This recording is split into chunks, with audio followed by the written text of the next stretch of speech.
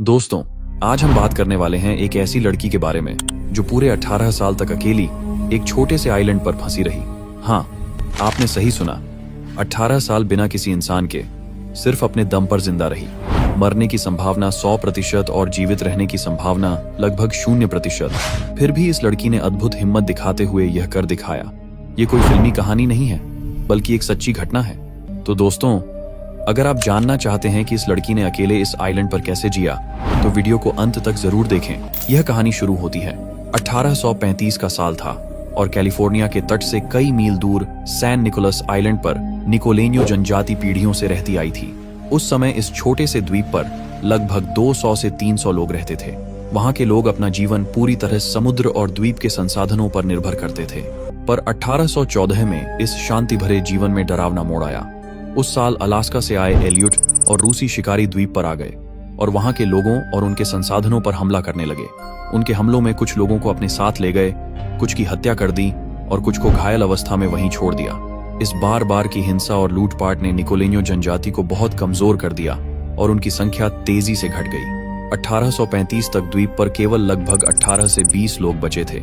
इसी समय दिसंबर 1835 में एक स्कूनर जहाज जिसका नाम पेयोरेस नाडा था, द्वीप के पास आया।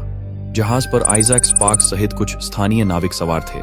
उनका काम था जो बचे हैं उन्हें सुरक्षित मुख्य भूमि पर पहुंचाना। जुआना मारिया, जो लगभग 31 वर्ष की युवती थी, भी जहाज पर चढ़ने वाली थी। पर उसी बीच उसने देखा कि उसका एक बच्चा या कोई घायल परिवार का सदस्य जहाज तक नहीं पहुंचा। उसने जहाज के कप्तान से कहा, अभी आ जाऊंगी, और लौटने के लिए दौड़ पड़ी। कुछ मौखिक किस्सों के अनुसार वह उस समय अपने एक बेटे या घायल व्यक्ति को लेने के लिए जहाज से कूदी।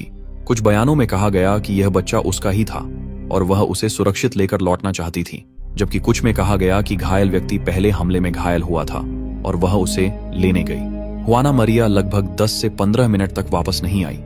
इसी बीच मौसम अचानक बिगड़ गया। आसमान में काले बादल छा गए, तेज हवाएं चलने लगीं और समुद्र में भयंकर लहरें उठी।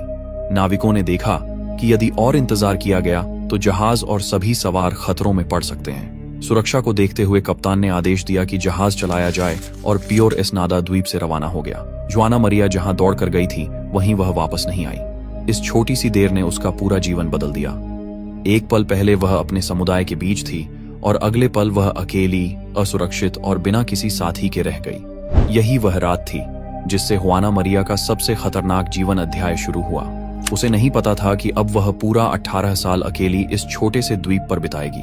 जुआना मारिया अब पूरी तरह से अकेली रह गई थी।